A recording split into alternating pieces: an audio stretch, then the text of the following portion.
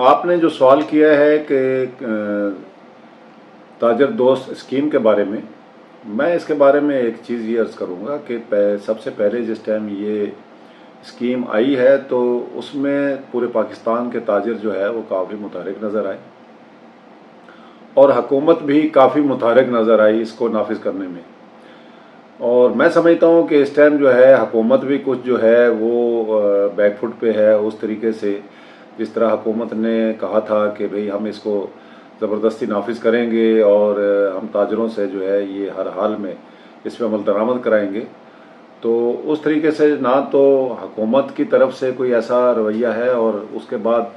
تاجر جو ہیں ہمارے وہ بھی تھوڑے سے سست روی کا شکار ہو گئے ہیں. میں سمجھتا ہوں کہ جو ہماری پہلے ایک ہڑتال کی کال دی گئی تھی تاجروں کی طرف سے پورے پاکستان میں وہ بڑی کامیاب ہوئی تھی اور اس کے پیچھے بہت ساری چیزیں تھیں. جن شہروں میں یہ تاجر دوست اسکیم نہیں بھی ابھی تک وہ جو شہر اس رینج میں نہیں تھے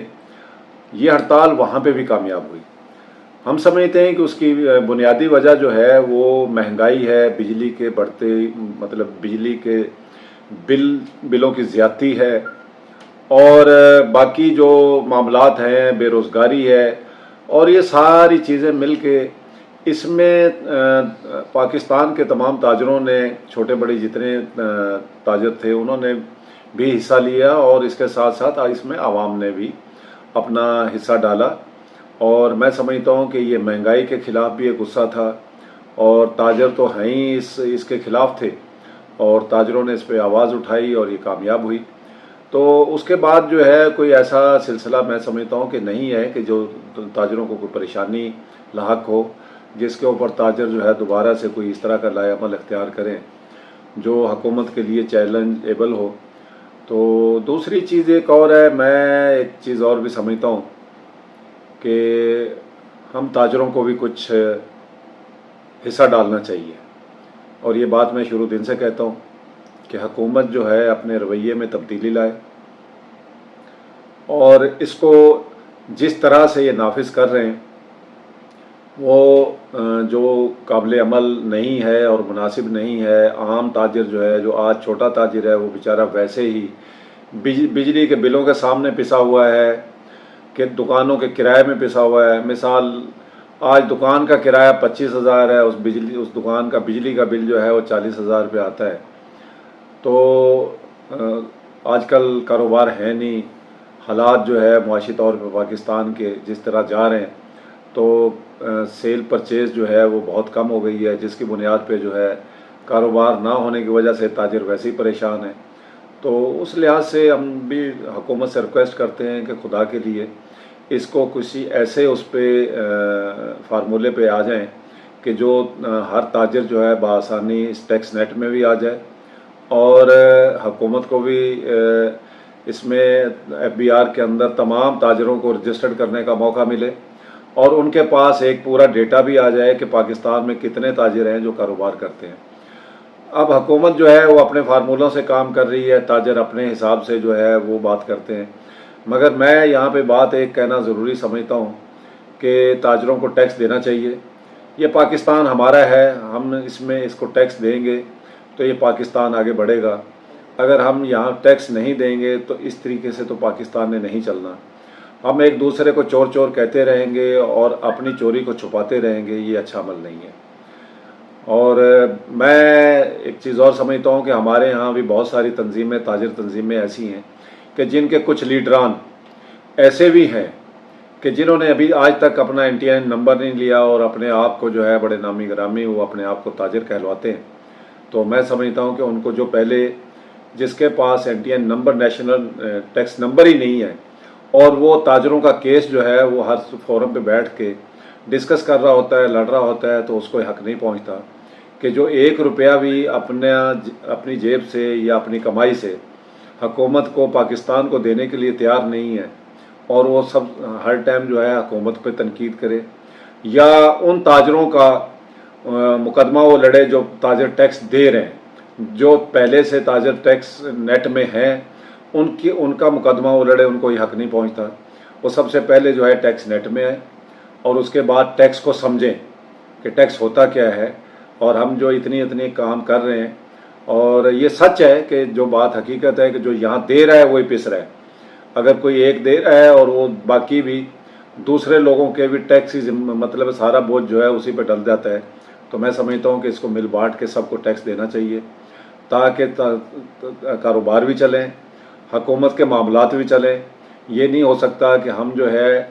اپنی چوری بھی چھپائیں اور ہم سینہ زوری بھی کریں، اور حکومت جو ہے جو لوگ ٹیکس دینے کے قابل ہی نہیں ہیں وہ اپنی طاقت دکھا کے تاجروں کو کسی طرح بھی دبانے کی کوشش کریں، اور وہ کہیں کہ نہیں جی ہم نے تو ہر حال میں لینا ہی لینا ہے۔ تو یہ دونوں معاملات چلنے نہیں ہیں۔ حکومت کو بھی اپنے رویے میں لچک دکھانی چاہیے، اور تاجروں کو بھی اپنے آپ پہ نظر ثانی کرنی چاہیے کہ ہمیں ٹیکس نیٹ میں آنا چاہیے۔ دنیا میں یہ کہیں نہیں ہے چیز کہ جو لوگ کاروبار کرتے ہیں وہ ٹیکس نہیں دیتے۔ یہ ایک پاکستان واحد ملک ہے کہ جہاں پہ بہت سارے لوگ جو ہے وہ ٹیکس نہیں دیتے۔ ہم باقی چیزیں جو ہے گھر خریدتے ہیں، گاڑیاں خریدتے ہیں، تمام جو ہے اچھے مطلب ہے کہ شادیوں میں بڑا پیسہ خرچ کر دیتے ہیں۔ تو جب پاکستان کو کچھ دینے کی بات آتی ہے تو ہم جو ہے مطلب ہے کہ اپنے ملک کے ساتھ زیادتی کرتے ہیں۔ میرا خیال ہے یہ دھرتی ہماری ماں ہے، ہم اس ماں کے ساتھ اگر زیادتی کریں گے، آج ہماری ماں پہ برا وقت ہے، کڑا وقت ہے، یہ دھرتی سب کی ماں ہے، اور اگر اس کے اوپر ایسا وقت آیا ہوا ہے تو آج اس کے سر پہ چادر نہیں ہے، تو ہم ایز اے اولاد اس کے سر پہ چادر رکھیں اور پاکستان کو ٹیکس دیں اور دھرتی ماں کو بچائیں اور اس کو آگے چلنے دیں۔ جی میں سمجھتا ہوں کہ جو یہ اپنا بجلی کے بلوں پہ جو اتنے ٹیکسز لگائے جا رہے ہیں، اس سے کراچی کی پاکستان کی تاجر برادری نہیں ہے بلکہ کراچی کی عوام جو ہے، پاکستان کی عوام جو ہے، تمام ہی لوگ پریشان ہیں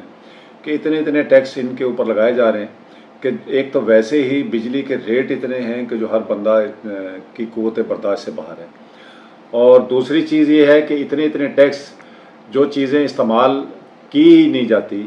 وہ ٹیکس جو ہے وہ بھی اب انہیں پہ لگائے جا رہے ہیں۔ جیسے ایک نیا ٹیکس سنا ہے کہ کراچی کے ایم سی کا بھی کوئی ٹیکس جو ہے کہ الیکٹرک نے اپنے ذمے لے لیا ہے کہ جناب جو کچرا اٹھانے کا ٹیکس ہے وہ بھی وہ بجلی کے بل پہ لیں گے، اور وہاں پہ بھی کافی لوگوں نے احتجاج کیا کہ اگر یہ کچرا اٹھانے کا ٹیکس جو ہے کہ الیکٹرک لے رہی ہے تو پھر کچرا اٹھانے کا کام بھی شروع کر دیں۔ تو یہ نہیں ہو سکتا نا کہ ٹیکس آپ لے لیں اور کچرا اٹھائے کوئی نہ۔ آج کراچی کے اندر جو ہے گلی کوچوں میں اور پوری کراچی کے اندر ٹیکس جو لگائے جا رہے ہیں وہ عوام کو مطلب ہے کہ بہت ہی پریشانی کا سامنا کرنا پڑ رہا ہے، اور جس کے اوپر جو ہے عوام بلبلا اٹھیں، اور کراچی چیمبر اس کے اوپر کافی کام کر رہا ہے۔ ہماری کل بھی جاوید بلوانی صاحب سے بات ہو رہی تھی تو وہ یہ بات کہہ رہے تھے کہ میں یہاں پہ ناصر حسین شاہ صاحب سے جو یہاں منسٹر ہیں ان سے بھی بات کر رہے ہیں کہ یہ جو اس طرح کے ٹیکس ہیں، زبیر موتی والا صاحب سے ہماری بات ہو رہی تھی، وہ حکومتی سطح پہ جو ہے وفاق کے اندر بھی اس بات کو اٹھا رہے ہیں کہ یہ بجلی کے بلوں کے ریٹ بھی کم کیے جائیں اور عام عوام کی پہنچ تک جو آسانی سے لوگ ادا کر سکتے ہیں اس کو اس سطح پہ لایا جائے۔ اور میں سمجھتا ہوں کہ حکومت وقت بھی ہے جو ہے جو سچ بات ہے وہ یہ ہے کہ دیکھنے میں بھی اور کچھ نظر آ رہا ہے کہ حکومت وقت بھی جو ہے اس کے اوپر کافی کام کر رہی ہے، اور امید ہے انشاءاللہ کہ یہ چیزیں ہو جائیں گی۔ اور حکومت سے یہی مطالبہ تاجر برادری کرتی ہے کہ خدا کے لیے یہ جو فالتو ٹیکس لگائے جا رہے ہیں اور اس طرح کے جو بیجا ٹیکس لگائے جا رہے ہیں، پہلے عوام بجلی کی اصل قیمت ادا کرنے کے قابل نہیں ہے، اور آپ آج مزید اتنے ٹیکسوں کی ایک لمبی فہرست ہے کہ جو یہ پتہ ہی نہیں ہے کہ کس چیز کے ٹیکس ہیں۔ بجلی کے بلوں کو پڑھا جائے تو پتہ چلے، اور جس ٹائم واقعی بجلی کا بل آتا ہے تو لوگوں کی ویسے ہی آنکھوں کے سامنے جو ہے اندھیرا چھا جاتا ہے اور لوگوں کو چکر آ جاتے ہیں وہ بل پڑھ گئی، تو لوگ اس قابل ہی نہیں رہے کہ بجلی کے بل ادا کر سکیں۔ یہ واحد ملک ہے جس ملک میں بجلی کے بل پہ گجرانواڑہ میں اپنے بھائی نے بھائی کو قتل کر دیا، اور یہ واحد ملک ہے بجلی کے لیے جہاں پہ سفید پوش لوگ ایک دوسرے سے قرض مانگ کر بل ادا کر رہے ہیں۔ لوگ پہلے اگر کوئی قرض مانگتا تھا کوئی بچی کے جہیز کے لیے یا بچوں کی شادی کے لیے یا کوئی بیماری کے لیے مانگتا تھا، تو آج سفید پوش جو ہے 25 سے 30% لوگ سفید پوش لوگ یہ بلوں کے اوپر اتنے ٹیکسز اور اتنی مہنگی بجلی کی وجہ سے آج سفید پوش لوگ جو ہے وہ لوگوں سے قرض مانگ کر اپنے بجلی کا بل ادا کر رہے ہیں. تو میرا خیال ہے یہ بہت ہی ایک خطرناک پوزیشن ہے. حکومت کو چاہیے کہ اس کے اوپر نظر ثانی کرے، اور بجلی جتنی سستی ہوگی